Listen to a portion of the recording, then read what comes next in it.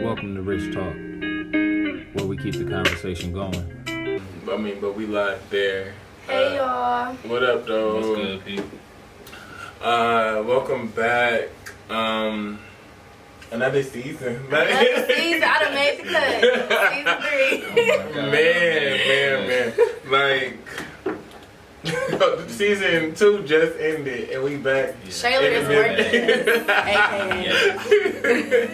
No, we working. Like, we definitely working. Honestly, truly, like, I still haven't recovered from season 2. Like, season 2 was so good. Like, it was so I good. still haven't recovered I can from see season 2. we growing. Like, we're growing. We're growing. And it's not even about better. recovering then. It's more so about, like, just taking it in as you go, for real. Right. Like, why waste time recovering when it's all about your growth? Yeah. At the end of the day, like, it's all about your growth. Okay. Like, muscles, like, they tear down and then they rebuild better. And, like, that's what we on. Like, season 3, bigger and better. Cheers to that, y'all. Ignore my cup, y'all. Things get worse to get better. Okay, Yes, cheers. yes. Cheers.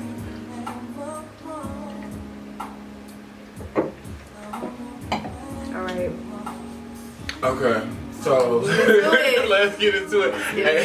We're gonna have different segments this season. We tried to do the whole segment thing on season 2, and it kind of worked some, and some it didn't. But we're gonna do rich news for sure. We're gonna hit you with the rich news from Rich Mac Digital every episode, and then we're also going to talk about the audacity, you know, because people be out here just doing whatever. The audacity of a lot of y'all. But Yeah, and I know you didn't say it to yourself at one time or another, the audacity of this situation or this person, and it's just like, we're gonna get into that. And then we're just gonna talk about other topics as they come to mind. And if y'all want to contribute to the topics, go ahead and comment or message us, and we'll try to incorporate the topics that you all suggest into our show. And if you have any questions for any of us, be sure to ask those. You can hit us on at Rich Talk Podcast. Yeah, make sure y'all follow that page, because that's where we'll be posting all the Rich Talk content, and that's where you'll be able to get to know these hosts a little bit more, because yes, we may rotate here and there every now and then, but the 4 people that you all see as we start to roll out season 3, those will be our 4 hosts. I'm Shayler. I'm Chris. And then we have Didi. Didi, yeah, but she's not here right now. But she'll definitely be here next week. And different than previous seasons is we're gonna try to keep it more like, as soon as the episode is shot, like, we're going to post it. So you'll be able to keep up with us as we go. So you'll be able to catch us live. I think it'd be cool to do a couple more lives and be more in the moment than versus somebody catching on to it. Exactly. So I like that idea. Yeah, so catch us here every Sunday. Well, not here, because currently we're on at Shayler Richmond, my personal page, but catch us at Rich Talk Podcast, and that's where we'll be live every Sunday. Typically, that's where we'll be. All right, so I'm gonna just get right into this rich news. Most recently, if you all check richmacdigital.com, we had a recent story published by Triana Turner, and she's talking about, she's just giving a brief history of Black luxury fashion, and just fashion in general, and how Black people have impacted the fashion culture. So make sure you check that out on Rich Mac Digital. But also, just what's been going on in the news is this George Floyd case. Like, I'm a little oblivious to what's going on. You know, I'm not the most in touch person with the world, so I don't know about the case. Yeah, so I mean, it's been progressing, and the common theme that's been said is that basically George Floyd is still on trial, even though he's the one dead. Like, they're trying George Floyd and his character versus trying the officer and his character. They're trying to incriminate George Floyd as being the aggressor who should have been dead. Right. Like, and it's just like that's the common narrative that it comes That's crazy. with black people when we are faced with injustices. Is it's our fault, and it's sad, and it's kind of hard to watch over and over again. Right. Yeah, because it's been emotional. I've been seeing a lot of people in that case like overwhelmed and crying and everything. It's a lot. Yeah. It's a lot, but you know. It's really sad that we as black people are kind of used to these traumatic situations and outcomes, but it's just sad. It's just really sad to just watch and just see like, damn, like we getting failed yet again. Like it's just never... Right. And that's the key. I don't even know if we necessarily getting failed. It's purposeful. Like, there's not nothing we new to. You know what I'm saying? Right. We privy to what's going on, so this is what they do. And as much as we don't talk about it, there aren't all bad cops. All cops are not bad cops. Right. But all cops that will turn an eye or cops that participate are bad cops. So if you see injustice going on and you stand there, yes, you're a bad cop. Yeah. You're guilty by association because you're not doing anything. Now, granted, they probably have certain circumstances where they might be in danger or such things. You know, it's a lot of variables to that. But at the end of the day, I mean, it's not. This is what they do. There's never been a big case where, maybe outside of OJ, where like they're not trying to dig up some part of your past to give people reason as to why you should be dead. I think that's the biggest issue. It's not, okay, bro, even if he was a criminal, even if he was bad, who are you to take his life? Because if that's the case, that means that anybody that does something bad to me, I have the right to kill them now. So it's just like that's the problem. It's just a human rights issue, and nobody should get dealt like that. Black, white, I don't care who you are. You deserve a trial like anybody else. Nobody should have to mourn the fact that you dead because you got pulled over for a ticket.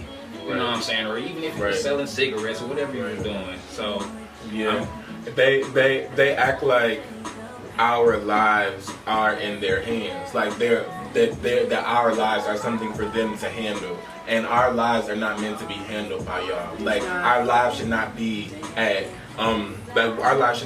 risk by you. Like it's too much going on in life for us to be able for you to be an additional fear. Right. Like that should not be the case. Like you shouldn't be on our list of fears. Like and not to say that all black people fear the cops, but the fact that it's something that is fearful. Like it's something that is fearful. Whether you fear them or not, it's something that is fearful. And that's the hardest pill to swallow. Yeah. Like it's the hardest pill to swallow. I think at some point, I mean, we're just gonna be honest. Like, I don't know if we are progressive and we are progressing as a whole, not even just as black people. I think we are pushing forward, but we kind of just gonna have to let them old people die out, bro. And I don't want to sound rude, but it's like they hold the power right now, and they still stuck in their own traditions. Like a lot of our parents aren't like that, and a lot of our people's parents are kind of like that just because how they was raised. But like most of our generation, we hang out with everybody. You black, white, you Mexican, you know, everybody still got their prejudices because black people were prejudiced too. You feel? Everybody got a preconceived notion somewhere, but I would say we are probably the most integrated we've ever been generation. You know what I'm saying? So I feel like some of them old traditions just have to die out, and they just have to bow down. Like, okay, you was raised a certain way, you grew up in an older time, but dude, people don't want to keep living in pain. It's not necessary just for you to be trying to hold on to an old tradition or however you feel things used to be or should be.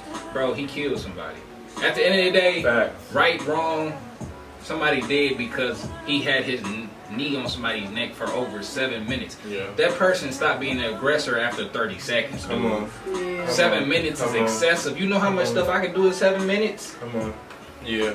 And I heard that tactic was not even taught to him. He did that willy-nilly. Like he went out on his own and decided, okay, I'm gonna put my knee in his neck for this time period. Like that wasn't nothing that was taught to him. So it's just like you coming up with your own stuff too, and then saying that you're not in the wrong. Like, it's like you're out here like acting as this Lone Ranger. Like, okay, I'm like the enemy. The enemy was not. The enemy did not equal the effort. Like, the enemy did not equal the effort. Like, you put in all this force to take out this one man, Right. and he was already handcuffed. Right. Like, he was already handcuffed. I think it's kind of like, I feel like they don't. The problem is people want them to abide by the rules that we have to abide by. We just took a CPL class. Mm-hmm. We were told in the class, you cannot shoot somebody if your life is not in danger. Right. So once that man had that, first off, once he was handcuffed, he's really not able to do too much Why of you nothing. still on him? So for you to be on his neck for 7 whole minutes is overdoing it, bro. Definitely. Your knee shouldn't have been on his neck in the first place. So if I, as a civilian, can legally carry a concealed weapon, but if my life, like, I can think my life is in danger, you feel me? Mm-hmm. But if my life It's not to the court legitimately in danger, then I'm in the wrong. Your life is not legitimately in danger. So it should be that simple. And It should be simple. And it's just the fact that it's not, and we still live in a society where white people can get away with things like this, and it not be just clear cut like you're wrong. It's just like, that's the issue to me. Right. Like, that's the issue to me. And the fact that it's a social media era. Because back then I can understand it a little bit more why they could get away with things, but the fact that there's physical recordings, there's actual witnesses. Because if that man would have got up and killed them cops, none of them witnesses would have been like, oh no, he didn't shoot the cop. No, it's on camera. He shot the cop, so y'all are protected just as much. Don't feel like y'all least protected. I understand that some cops live in fear because it is dangerous for them. I won't disagree at all. But once a situation has died down and you got it under control, it is in your control to protect and serve at this point. You have killed whatever not killed, but like, you've minimized the threat. Once you minimize the threat and it's under your control, your job is to protect and serve. That man is not harming people. Protect and serve, bro. It's like, at what point do we see, like, they're above the law? Like, and not only are they above the law, but like, that's where white people are held as far as like the white supremacy and oppression. Like, white people are held at this stature when it comes to the law, and black people are held here. So it's no justice. It's no justice because there's an inequity. There's an inequity because not only are you a white male, you're also a cop. So you have 2 layers of protection that lift you above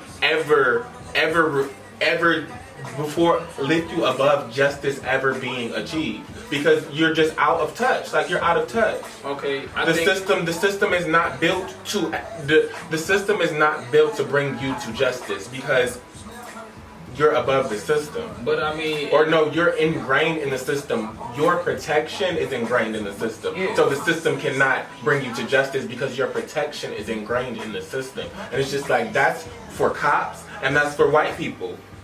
Yeah, that is very true. Because I mean, at the end of the day, we gotta call a spade, bro. They came here, took over to make their land. So it's, you know what I'm saying, they gonna govern it how they deem fit to suit them. That's what it's always been, and now that they're having to change it because there are Asian people, there are Mexicans, there are Arabic, Chaldean, black, whoever, you know what I'm saying? It's a melting pot now. You're forced to change because it's not Asia where it's mostly Asian people. It's not Britain where it's mostly just British people. Everybody is here. So you have to now try to accommodate everybody, and it really shouldn't be hard to accommodate everybody with just normal human rights. Like, that's really what it just comes down to. It's just like, civil liberties, bro. It's simple. We're not making it hard on y'all.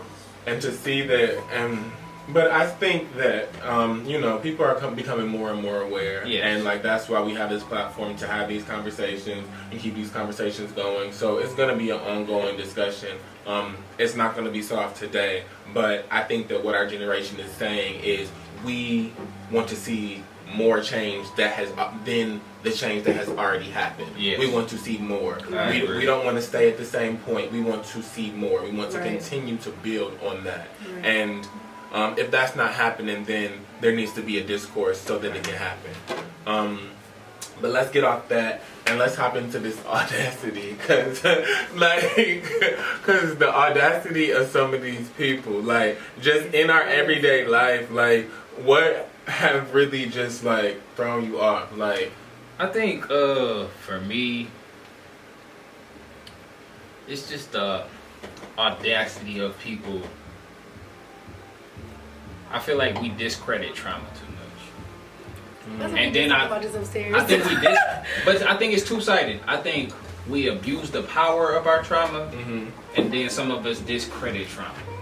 So some people understand their trauma and use that as their plight to ploy people into being in their lives.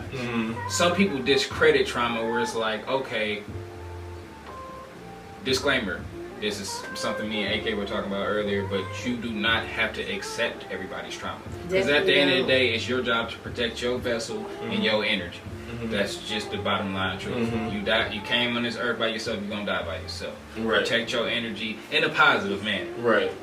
Now, that being said, I think some people discredit trauma where they might be dealing with a friend or a significant other, and sometimes we lack the ability of putting our feet in somebody else's shoes and being like, okay, maybe they're acting like this because of this. Okay, now that we're at the calm situation, why did you act like that? Where does it stem from, and why are you projecting it onto me? So the audacity of people to not be more compassionate.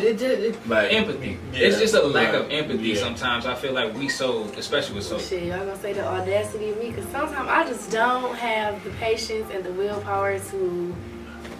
And you're not at fault in that. And you're not at fault in that. And you're not at fault in that. But I think that we do need to, as a people, have more, I guess, conversations around trauma, and then also like so that we understand where it's a trauma issue and where it's I just don't want to change issue, and that's and how we get to that point is by having more conversations. That's true. And if we don't ever just say, if we don't ever put it on the table, like I was impacted by this situation and I need to talk about it. Like if we're continuing to harbor all of that, then we're never going to get to the point where it's just this open dialogue about trauma, because sometimes people we know that people handle trauma in different ways, but some people have experienced trauma and they don't know how to handle that situation, and they're not completely aware of their traumas. But some people have experienced traumatic situations, they're aware of their traumas, and they choose not to handle those situations. So there's two different types of people. And if we're talking about someone who is willing to actually see their trauma and move through their trauma, then that's someone we can have the conversation with. But if we're just talking about somebody who's just the victim in their trauma, then there's not really a conversation that can be had with that person, because you're never going to get anywhere with them. I don't think it's not a conversation to be had. It just takes the right person, right time, because certain things hit harder coming from certain people. Sometimes it's the strangers that you never thought you would talk to that might say the most impactful thing to you. You feel me? So it just might not be the right place, the right time for them yet. You know, because it's a conversation. Everyone's timing is different. Yeah. But see, that's why I think that's why I think the therapy is so important. Because even how you were saying, you know what I'm saying, sometimes I don't got the patience for it. I don't think there's anything wrong with it. I think it's the fact that some people don't have the patience and lack the understanding at the same time. Right. You know what I'm saying? If I understand how I'm built and how my trauma is set up and how I'm trying to get over it and then evolve as a person, if I'm dealing with a certain person and they're acting a certain way, it's my job to try to communicate with them like, you know what, I understand what you're going through. Right. As best as I can, because I'm not you. You feel me? But it's just not something with the way my life is going on that I can deal with. Okay. You know what I'm saying? I hope that you can find that clarity that you need and whoop-de-whoop. Some people might get offended by it. Right. But shit, the truth hurt. So you know what I'm saying? You're gonna take it with a grain of salt and you gonna sulk, or you gonna keep it moving. Even some people aren't even able to communicate that they're not able to work on it right now. You know what I'm saying? Like, and the older I get, the more I'm realizing, I'm like, wow, some of y'all grown as hell don't know how to communicate. Don't know how to communicate. And it's like and you can't really fault somebody at that because some of us grow up learning how to communicate. You feel me? Like, it's instilled in us. Some of us learned it later. Shit, some of us just learned it. But it's like, when you gonna take the responsibility upon yourself to know that you have communication issues that you need to work on. I don't think some people really actually can be honest with themselves and say that, because once you're honest with yourself and say that, that'll help you then be able to open up your mouth and be like, I'm dealing with some trauma, or I'm just not realizing I'm taking this trauma that I had from years ago and I'm trying to figure out what to do with it. Like, you know what it is, you know what I'm learning is that we're socialized to not know how to communicate with ourselves. Honestly. So therefore we don't know how to communicate with other people. And it's unfortunate because even as kids, it's just like in our upbringing, we can learn how to be introspective. We can learn how to do self-care. We can learn how to do these things that will be integral to us building relationships down the line. And too often, like, we wean kids on being dependent on us instead of knowing how to think for themselves and knowing how to not only think for themselves but also feel for themselves. And it's just like, that is what we really need to impart in our kids, is how do you feel for yourself, like, and how do you communicate your feelings to people? We were just talking about this upstairs as well. You two were having a little bit of a discourse when I had said something to Lily about, like, so what it is that what do you want? And you were like, she don't need to communicate. And you were like, she needs to communicate. I was like, we don't know what we want. He was like, no, see, that's the problem. Y'all need to say what y'all want. I'm like, okay. Exactly. Well, and I understand it because, like, I don't want to come off as a woman hater because I love women. Right. I feel like when I talk to women about what they're doing wrong, it's not in a sense that you're necessarily wrong, but it's in the sense that, like, if you want to deal with men, you have to also understand us. Yeah. Most of our lives we're taught, like, not all men and not all women, let's get that out the way first. Right. But the majority men are not taught to sit there and listen and understand what women want. Right.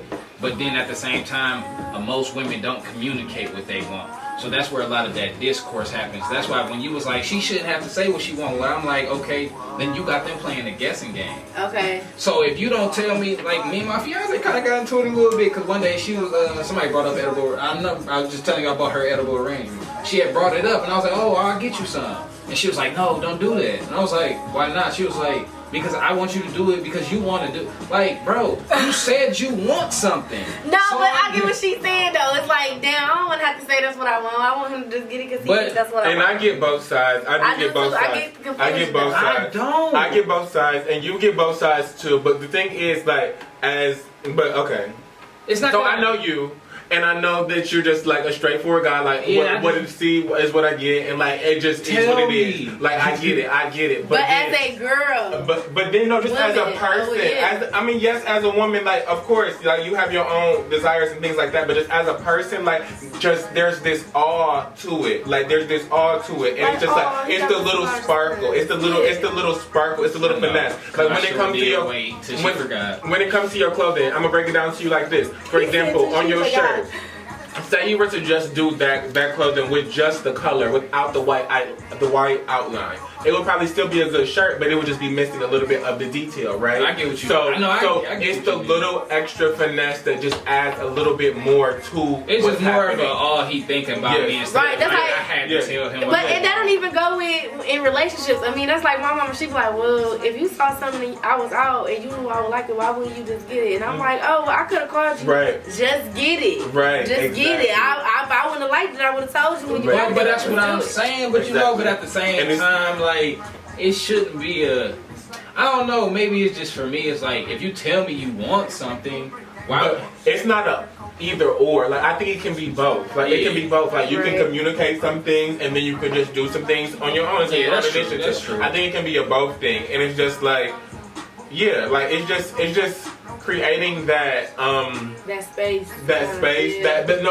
that dialogue where it's just like, okay, I know what you want, but then I can do a little bit more on that. I think it's a straightforward and a little bit of mystery. Yeah.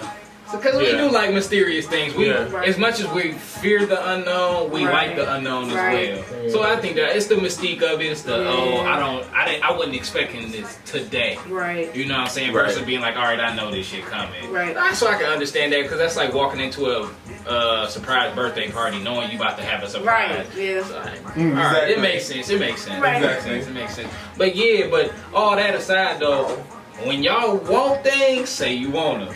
Yeah, I ain't gonna hold you up. I kind of get what you're saying because I was with a friend last night and I was saying something about how I'm like, I just don't want to do this.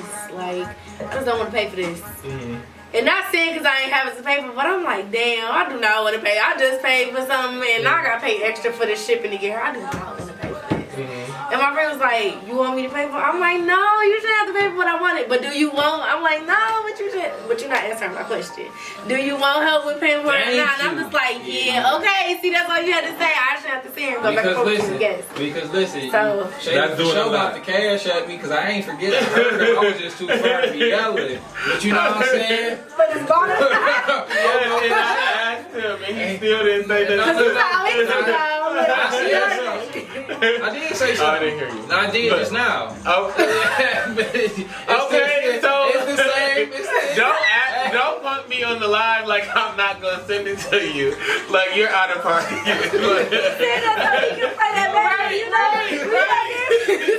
I just had to put it on record so it's recorded so You're can hear it. He was slipping down.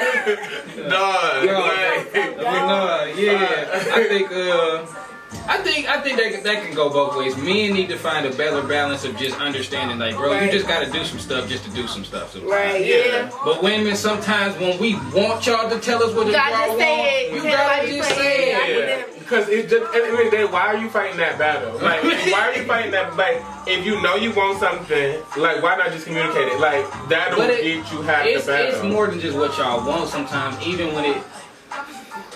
Man, I don't know how many people live on here, but any guy in the chat gonna know.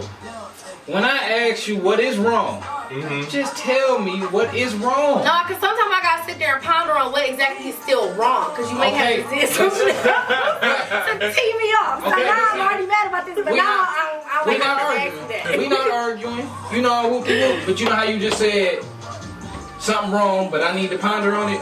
Baby, I got a little attitude right now. Let me think on it. Let me think on it, and then I'll come explain it to you so I don't have an attitude when I talk to you. True. It's not hard to say the things that y'all want to say. It's just that y'all build up an attitude to the point that y'all don't want to talk. And then when I'm trying to talk to you, because 9 times out of 10 though, it's like, don't ask me what's wrong with me because you know and that's the problem. And no, I don't. So you know you did something to piss me off, and you just gonna sit there, what's wrong? You know you just did, you know you just ate. And that's why this is exactly why I tie together, because instead of them saying what's wrong, they want us to just know what is wrong. I don't know what you think about them. 9 times out of 10 was a few times out of 10. Okay. When a guy asked me like, what's wrong with you? And I be in my head like, this nigga know what's wrong with me. No, he just irritating me. Don't talk to me right now because now I'm gonna get mad when I answer you. But I'm gonna tell you, that's not what it is. He asking you what's wrong because he can sense the attitude. He don't know what's going on in your head. Yeah, you're right. Because sometimes y'all don't think what y'all just did was dumb. Y'all kind of off. Bro, I'll be like, you good? No, I'm not good. I'm fine. All right. Then when I leave you alone, when you leave, you get. I think it's funny how. I text because I'm good for those. I just be like, bro, I can't win for losing. Like, you gotta. If you're not gonna tell me what's wrong, just on your own time, and then and when I ask you, tell me nothing, then I'm just left up in the air. I don't know why we as women do that. I don't know, because I'm probably gonna be like that until I know what's wrong. What about if you can't communicate with me, sweetheart, I can't deal with you. If you can't vividly paint this picture on what's wrong with you, I can't deal with you. If a man can't be like, hey, you know, you always getting an attitude but can't tell me what's wrong, that's not something I can deal with. So if you want to be with me, you need to find your way of communicating, because me and my wife, I'm a talker. As everybody obviously can see, she's not. So she told me over time, as we chiseled the puzzle piece to fit better, that she give me space, let me breathe, and let me get my thoughts together, Right. and then come talk to me. Right. You know what I'm saying? Where I'm more of a like, hey, bro, what's the problem? Let's deal with it now because I don't have all day to have this type of energy. Right. But I had to find that balance. You feel me? So I feel like if y'all got something wrong, say it's wrong, but take the time you need. I think Drake has said something. He said if something really bothers him, he take 48 hours before he talks to that person. And my problem is now when stuff wrong with me, I do need a minute to like sit there and like say something. You feel me? Because first of all, Shayler, you know my mom. So it's like I gotta make sure I phrase what I'm gonna say right, and then I gotta work on my facial expressions because sometimes I'm gonna say something and my face say something else. You know what I'm saying? So it's like when somebody actually does do something to me and I'm like, damn, I don't need 48 hours, but I do need like a little minute to sit there and like think about because like I said, I gotta ponder on like first of all I'm evaluating a lot. I'm evaluating how you made me feel in that moment. I'm replaying stuff that you said in that moment. And how you took it. So when I say something, I'm gonna come back and I'm gonna tell you like I didn't really like what you did because it bothered me X, Y, Z. Right. And you want some BS or pretty much like anything. So I do understand why Drake said that because definitely like I can't go off like immediately like tell you sometimes what's wrong when somebody do something to me in that moment because I gotta really sit here and think about like when he said that to me I really didn't like I really didn't. Yeah, but I think if it's something small though. But I think if you were able to tell him like, hey, when I get upset like this, just give me my space. I'm gonna get my thoughts together, and then I'm gonna come talk to you. He won't pry at you as much. He won't be trying because at the end of the day, all men know happy wife, happy life.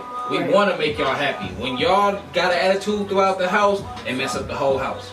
We just gonna be honest, because everything stopped. Everything come to a halt. So that's why we be, what's wrong, because we want to figure it out so everything can go back to normal. It's not the fact that we just trying to pick at y'all. Right. We really want to know so we can get this life back to you being happy, me being happy, and us being where we should be. Yeah, ideally. You feel me? So just say it. And that's the thing. And I think that true. And I think that it just circles back to also someone who's willing to do the work with you. Yes. Someone has to be willing to do the work with you. And I think that partially what you're saying is an ideal situation of where someone is willing to do the work with you. Right, you find your person that's going to do the work with you. You know what I'm saying? So like, and then in other situations, like we also have to be conscious of the fact as we go out into these situations and we interact with different people, like, is this person someone that we can do the work with? You know what I'm saying? Right, because everybody isn't going to be that person. Okay, no, but I agree with you. I think I was trying to say both. I think I'm saying it more so of it, set a standard for yourself. Right. Of course. So if I'm like, all right, I'm going to go into this situation. Me and this person have an altercation. I'm upset. I don't want to talk. If I don't tell them that, hey, this is how I communicate, they will never learn. Right. So once I tell you, now you know. You're not oblivious anymore. Right. You're not ignorant. So you know what I'm saying? It's more of a like, all right, this is my standard. So I need a certain amount of hours before I come talk to you. Then after that, once you step over them boundaries, okay, you're just not somebody I can deal with because I've set the standard for you. If somebody don't know, they honestly just don't know. Boundary setting is big. Like, and y'all know I've been big on that this year, and I've set my boundaries for myself more every day. And I be so scared of the outcome of setting boundaries, but actually when you set them, it just be, I mean, shit, they either gonna rock with it or they not. They either gonna rock with it or they're not, but also they'll respect you more for sure. They're gonna respect you, but also it's not even about them anymore. Once you set your boundaries, it's no longer about the outside people. It's about you. It's about you and you getting what you need. And that's ideally how you navigate life. Like, you need to be getting what you need from these situations. And if you're not, then it's going to lead to an imbalance, and somebody's not going to be getting what they need. Right. Because too many people are going into these different relationships and these different situationships, and they're not already understanding what they need from that situation.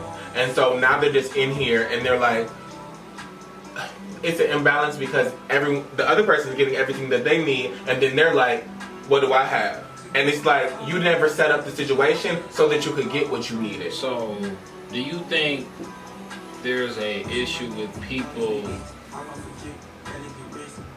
are people too busy trying to understand other people's love languages before they understand their own? I think so. People are thinking that their love language is tied to their person that they find. It's not. But it's not. No, because they might not be good at giving that. They might not be good at it. But that's why you eventually end up teaching, you feel me, like that part. Like, my parents, my mama and my dad, they teach each other new love languages all the time. You know what I'm saying? Because like, it changes. Right. You feel me? So it changes. definitely, I do think people do be stuck on, damn, okay, so what's they loving? Because everybody be so wrapped up on, like, I'm just trying to get this person like, trying to get them to X, Y, and Z, that they don't really realize, like, I mean, that person gonna like you regardless, if long, like you said, you setting that boundary, you teaching them how to love you because you know how to love yourself. Exactly. And that's the thing is, when you're seeking someone, what are you seeking from that person? Are you seeking to be loved in the ways that you need to be loved? Are you seeking to love them in the ways that they need to be loved? Are you seeking someone that can love you in the ways that you need to be loved? Or are you just seeking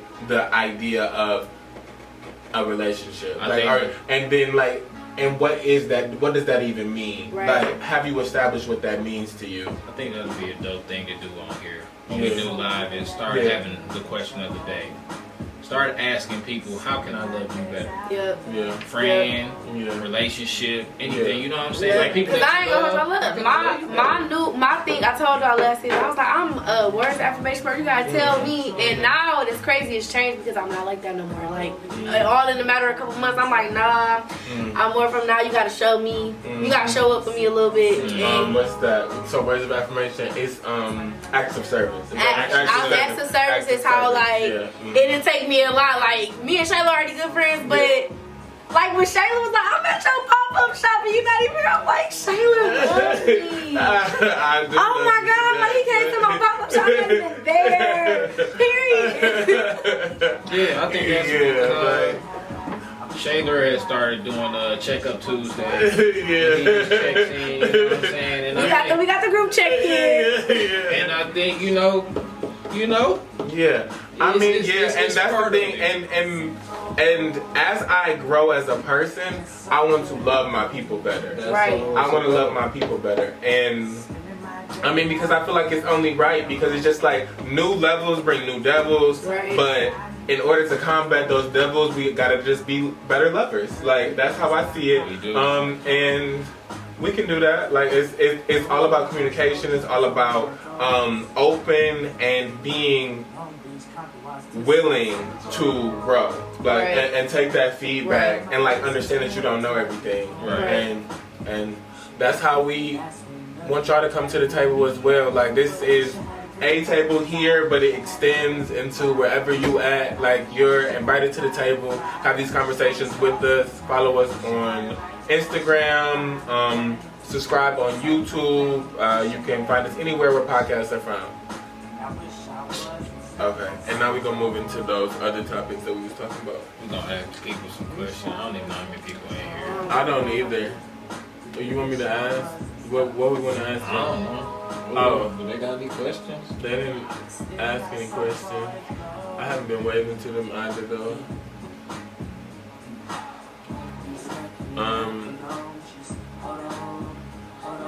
So let's talk about. We can ask them to weigh in on cancel culture. Do you want them to weigh in on cancel culture, or do you want them to weigh in on radical blackness? Let's do the cancel culture, because I that's feel like easier. everybody kind of participates Okay. in some form or fashion. So, what are y'all thoughts on cancel culture? Can y'all weigh in on cancel culture in the comments? Like, what are y'all thoughts on cancel culture? Is it like healthy for us to move the collective forward, or is it destructive? Like, is cancel culture helpful for black people and moving culture, or is it destructive?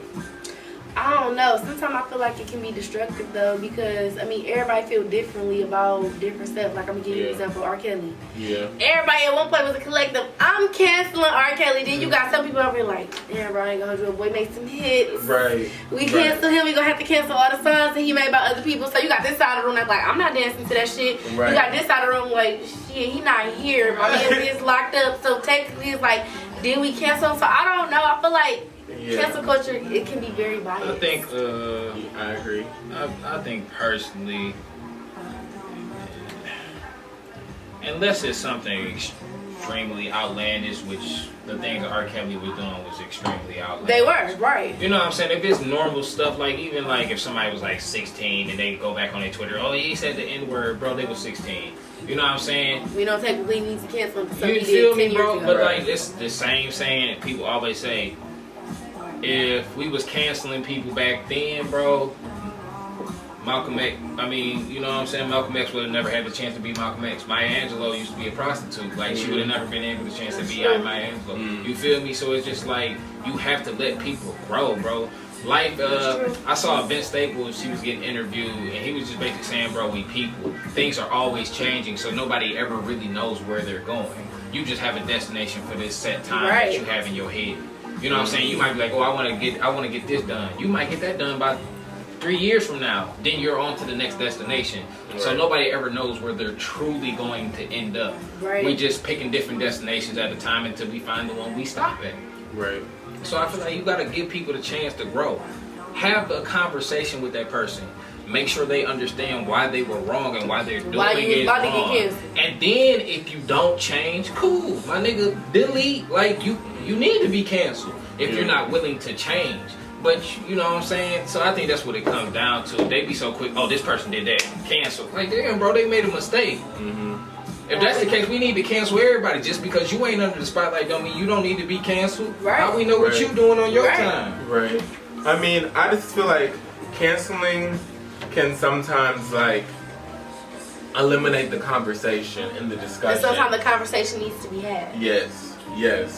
And so it's just like, I think we need to be wary of who we're canceling, and I think we need to be wary of understanding that just because you canceled someone doesn't mean that the next person did. Or has to. Right. And I think that's fair. Like, I think that we sometimes talk about the culture as like the culture. Like, as black people, we talk about the culture as the culture. And that's fine. Like, we have that right because we create the culture. We are the culture. Like, we have that right to talk about the culture as the culture.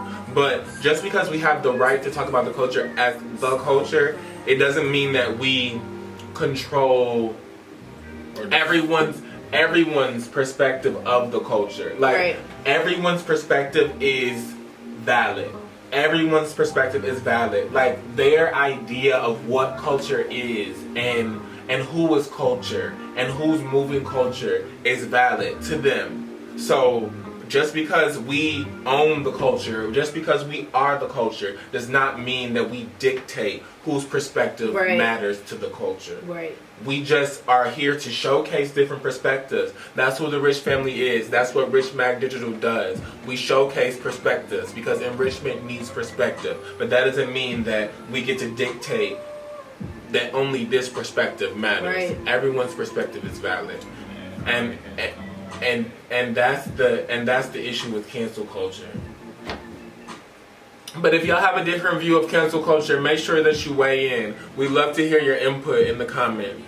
Even if we don't answer it today, y'all can always DM and we'll just touch back up on next week. Make sure you DM us on Rich Talk Podcast. Not here on my page. Alright, we can get into this radical blackness. I think you was already transitioning. I thought it was going to be a smooth transition. You was getting there. Okay, so, black people. Yeah. So, like, sometimes people are ostracized for being too black, and then sometimes people are ostracized for not being black enough. Right. So it's just like, why? Like, why are we the gatekeepers of black? I mean, like, we are the gatekeepers of blackness because we are black, but like, why are we so strict on who is valid black and who isn't valid black? I think I get it. And I think I get it because it's more of a, I feel like part of us are trying to establish a culture within just us again, if you get what I'm saying. Because at the end of the day, we know less about our history more than anybody on this planet. Okay. That's just a fact. Mm-hmm. So I feel like we've shaped the majority of pop culture. But I feel like it's a bulk of us that's like, all right, that's fine. It is what it is. But we need a core. We need a standard for black people. There can be, like hip hop. Hip hop at the end of the day is hip hop. But Lil Durk don't sound like Rakim. Does that mean it's not hot hip hop? No, it's under the umbrella of hip hop. It's an alternative. You know what I'm saying? It's still part of it, but it's a different form of it. So I think the problem is people want everybody to be a specific type of black. At the end of the day, his skin is still black, dude. His circumstances and how he grew up made him who he is. You feel me? Right. It's not that he just was born black and was like, oh man, I got this sense of blackness. My nigga, he don't. We had to learn our sense of blackness. It took us going to school and seeing nothing but slavery in books and not about this king or Massa Musa or all these different type of places or what our people were doing besides being enslaved.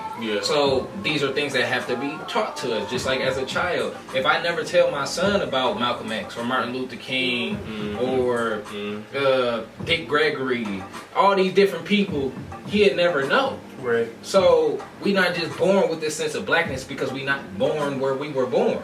Right. Okay. So I would say that we're born in blackness, but we define our blackness as we go. So I would say we're born in blackness, but we define it as we go, and we learn it as we go, and we become it as we go. That's like, we become everything else. That's like, I don't know if you was present for this conversation, Shayler. It was so long ago. It was back with our friend group we was friends with, and we was just talking about like ways we had grown up. And like I know like some of the friends, they were saying like, oh yeah, I had this way of growing up. I'm looking like, I mean, we experienced the same things but just in different ways. And then I will never forget when the friends was like, well, you didn't really struggle. You didn't have no black struggle. And I'm like, damn, so I'm not black because I ain't had no black struggle. So now I'm less as black than you because I didn't grow up that way. And it's like, that's not true. I had to tell one friend, like, my struggle was different than yours. You know what I'm saying? Like, I'm like y'all, we grew up not having it. I forgot what friend said that. I'm like, okay, you grew up not having it, but I grew up fortunate enough with parents to have it, but also like I grew up like my dad, low-key had issues that told my family apart. So like my struggle is different than your struggle. Different. And you know what I'm saying? Everybody's thing. Everybody's struggle. And that's the thing, right? Like, and that's not what defines blackness. But you know that be everybody. Like, you didn't grow up doing this, or you didn't. We all favorite line. Oh, you don't even live in Detroit. You're not even black for. What do I got to do with anything? Exactly. I live in the suburbs right now. At the end of the day, I think what black people gotta understand is we all grew up with the same struggle, and that's being black. That's the struggle. Light skin, dark skin, rich, poor. At the end of the day, your blackness was a problem at some point in time. Period. To be black is resistance in itself because we've been born into a system that is against us. So to be black is resistance in itself. So that's already a factor. So that's why we are a collective. That's why we are. That's why we have a mutual understanding of one another. Is because we're tied to one another. And we won't escape that. So that's why I said we're born into blackness and then you become your blackness. Like, and so for them to discredit, and that's exactly why we're talking about this. We're talking about cancel culture and radical blackness and things of that nature in this conversation because they all tie together. Like, you can't cancel somebody because they're not the same black as you. I think just for me, this sums it up for me. Ooh, and we also need to tie into LGBTQIA, how people want to ostracize people who are black just because they have a different struggle. They're not included in the black struggle. And I disagree. And I think at the end of the day, to me, it sums up to people: mind your business, bro. Okay. Mine. At the end of the day, bro, for real, that's really what it comes down to, bro. Okay, if it's not for you, then leave it alone. Don't look at it, bro. It's childish, and you know how I know it's childish because it's something my son does. My son is 1 year old. If he sees somebody, and it might not even that he don't like them, he might just not know them, and it brings him distress at the moment. He still keeps looking, and I ask him, well, if it's something you don't like, then don't look at it. Right. So if somebody's gay and they're black and it's not something that you do, hey, that's fine. Right. Don't look at it. Right. If it bothers you that much. Right. If somebody is dating a white man, if somebody's dating a white woman, if they lesbian or whatever what somebody want to do, don't look at it, bro. It's not We your need to ask business. somebody like, why do you them. care? Don't- Why do you care? Why do you Why does care? it bother you Why does so it bother much? you? And like, and even, okay, so that could be the first layer. The first layer is why does it bother you and don't look at it. The second layer is, why can't you be compassionate and understand that they have struggles just like you have struggles? And then just be a little bit more understanding. See, but this is where that get touchy, because I will never forget I was having a conversation about the LGBT community with my grandma. And you know, older people, Yeah. it's straight men and women. They not doing it. And I think Right. that's a lie. And I think it's a lot too. And I will never forget my grandma sat there and said, I don't think they should be able to have families. And I'm like, well, why would you say that? Like, what in God's right world will make you? Because then the kid just gonna grow up and be that way. You don't know if the kid gonna grow up and be that way. Well, it's just not right. Why do you care? That's not your household. You're not raising that kid. Right. I was like, and many people grow up in households and be perfectly It'll be fine. perfectly fine. I would tell her, like, you raised my auntie in the middle. Okay. You're irritating. But another thing is, like, forever it's happened in our community behind closed doors. Okay. Behind closed doors. Okay. And that's the part to me that's really just like, we really need to like just I guess talk about a little bit more. And I guess not disclude from our history and not disclude from our community conversation, because it's happened behind closed doors, and this is going to continue to unravel as we continue to discuss and we continue to grow as a community, but secrets always come to light. Like, secrets always come to light. So it's just like, at the end of the day, you're going to have to face everything that's happening within this community. And you can try to shun it as long as you want to, but at the end of the day, like, things are going to be brought to the table. So you can either have the conversation or you can postpone the conversation. But the conversation is going to happen either way. Right. And I think part of the problem is you do have those radical black people. And like, I feel like even I had to come to a point where it's like, bro, it really just don't matter. Because I'm a heterosexual man. You feel me? And I'm like, you know, black man, black woman. That's what I see myself with. But I think, like, at some point I came to a realization, it's just like, bro, somebody just want to be happy. So why do you care? It's not getting away your happiness. Somebody just want to be happy, and there's a lot of radical black people like, oh, that black man should be with a black woman, or that black man shouldn't be gay, blah, blah, blah. That's not how we were in Africa. it's they would say it's anti-black. You feel me? And at the end of the day, bro, I understand that, like, those who do extensive history be like, well, that's not how we were in Africa. I understand that wholeheartedly. I understand we were stripped of our heritage, a lot of our knowledge, but my nigga, we ain't there no more. We not. We not 500, 600, 700,000 years ago. It's a new time. It's a new standard.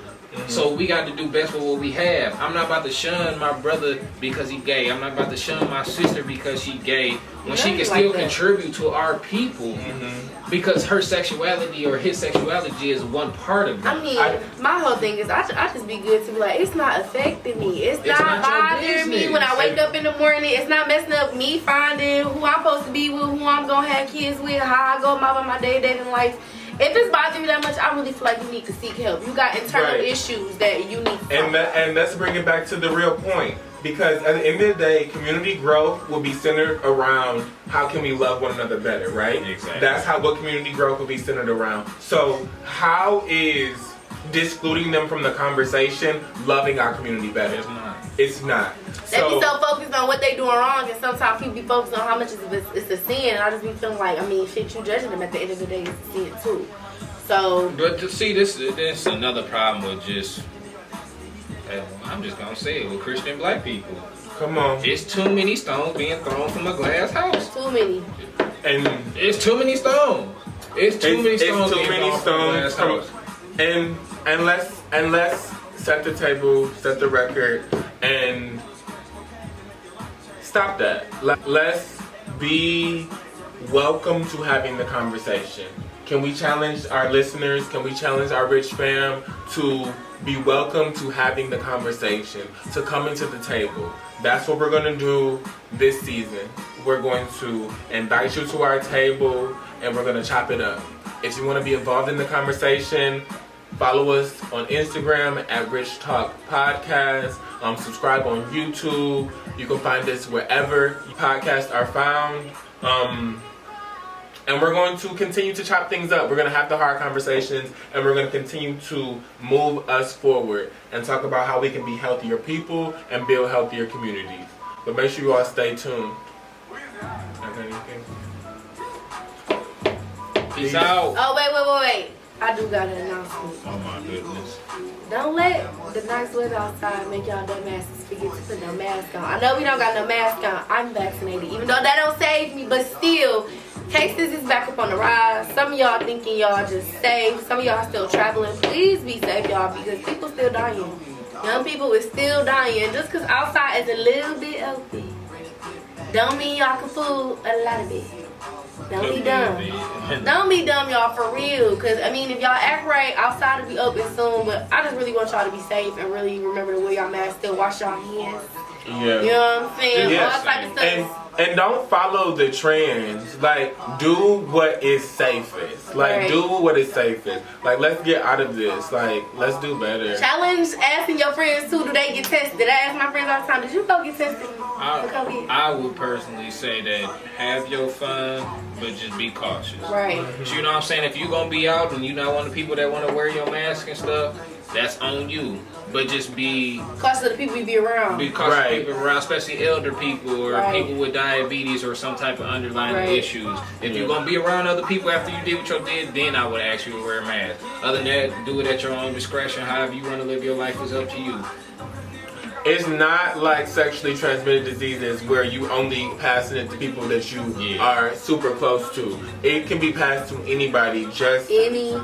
passing by. So just be conscious of that. I'm not saying that I'm the COVID police because I could do better myself, but We all can do better, but still. we care about your health and we care about our community health and we care about us moving forward. So let's do that together. Okay. Peace. All right, people. Thank you for listening to Rich Talk. Make sure you subscribe to our website at richmagdigital.com and follow us on all platforms.